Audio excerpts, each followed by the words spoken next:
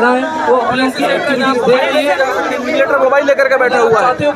Centre 500-500 kilometre दूर है यहाँ। तो ये बहुत बुरी व्यवस्था है हमारे देश की और हमारा दुर्भाग्य है कि यहाँ सारी तैयारी जाकर के कीबोर्ड के आगे फेल हो जाती है। स्टूडेंट बोल रहे हैं जो स्टेनो की आंसर की आई है, तो जो ऑप्शन पहले थे अब वो ऑप्शन ही नहीं है, चेंज कर दिए गए। हुआ क्या कि जैसे मान लीजिए मैंने ऑप्शन नंबर ए टिक किया था, फिर मैंने बाद में यहाँ पर ऑप्शन नंबर सी टिक कर दिया, तो अब वही आ रहा है जो पहले टिक किया था और ये गलत है। जैसे ऑप्शन में बच्चे ने पहले ए टिक किया फिर बाद में सी कर दिया, पर उसने ए ही माना है।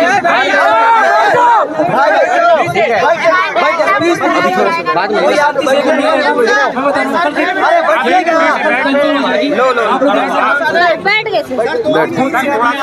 जैसे ऑप्शन स्टेनो में ऑप्शन ए बच्चे ने पहले टिक किया, फिर बाद में बच्चे को लगा कि ऑप्शन सी सही है तो उसने सी टिक कर दिया, पर आंसर की में जो ए ही माना, तो ये तो बहुत बड़ी गलती है ना एसएससी की। बिल्कुल गलती यहाँ पर, और इसी गलती को छुपाने के लिए इतना समय इन्होंने लिया और आंसर की नहीं दिया।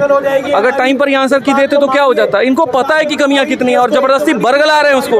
पता नहीं एडिक्यूटी इनका क्या लगता है रिश्ते में कि उसको लेकर के साथ में चल रहे हैं। गलत है तो हटाओ उसको। बिल्कुल सही बात है सर। फेज 13 के 60,000 बच्चों का बोल रहे एग्जाम कैंसिल करेंगे, ये कहाँ तक बच्चों के लिए न्याय होगा? कहीं न्याय होगा? ये सोचिए कि अगर जिस एग्जाम में 60,000 बच्चों का दोबारा पेपर लेना पड़ गया, वो एग्जाम सही से हुआ ही कहाँ था।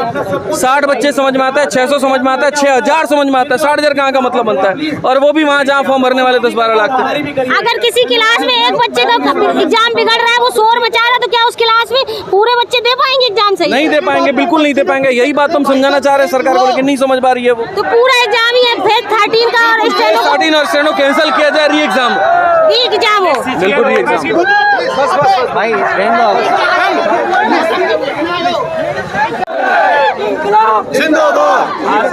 जिंदाबाद छात्रों के लिए और प्रोटेस्ट के साथ साथ टीचर भी आ रहे हैं।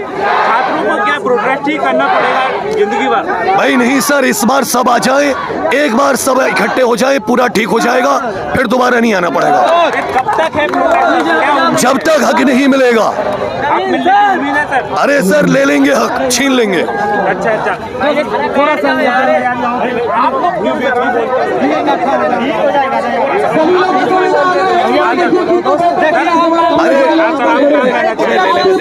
देखिए, मतलब सरकार इस बारे में बहुत अच्छे से जानती है कि क्या अनियमितताएं हैं, और सरकार अगर चाहेगी तो ये लोग मतलब बहुत क्यों परेशान होना चाहेंगे, क्यों बैठना चाहेंगे।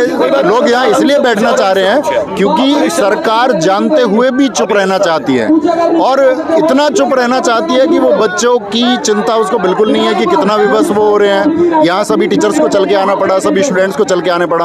आज फॉर्म भरने से लेकर के रिजल्ट आने तक सारी खामियां हैं। गवर्नमेंट जानती है इस बात को कि खामियां क्या क्या हैं, और जब सारे छात्र एकजुट रहेंगे तो ये खामियां दूर होकर रहेंगी। और इस बार छात्र यहाँ से तभी उठेंगे जब वो चीज़ें सुधर जाएंगी, उससे पहले कोई नहीं उठने वाला है। शांति हो गई थी ये डीयूपीटी मिनिस्टर से मिलने के बाद। शांति बच्चों के दिल में भी तो होनी चाहिए। उन बच्चों के घरों में शांति होगी जब उनको जॉब मिल जाएगी। ये ग्रामीण परिवेश के मैक्सिमम मीडियम फैमिलीज के बच्चे हैं, इनको जॉब मिलेगी तो इनकी शांति के बारे में भी सोचना चाहिए ना हमको, कि उनके घर में शांति किस तरह स्थापित होगी। अगर आप उनके घर में शांति स्थापित नहीं कर पा सकते हैं तो फिर ऐसी सरकार का क्या अर्थ है?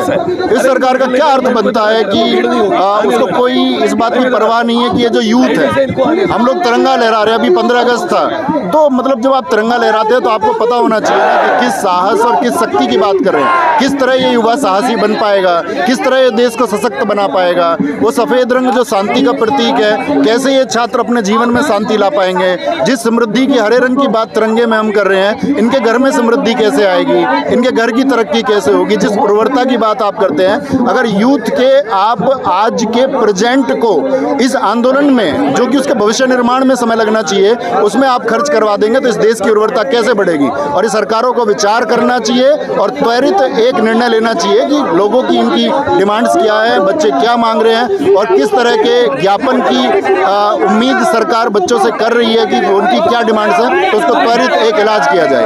Thank you.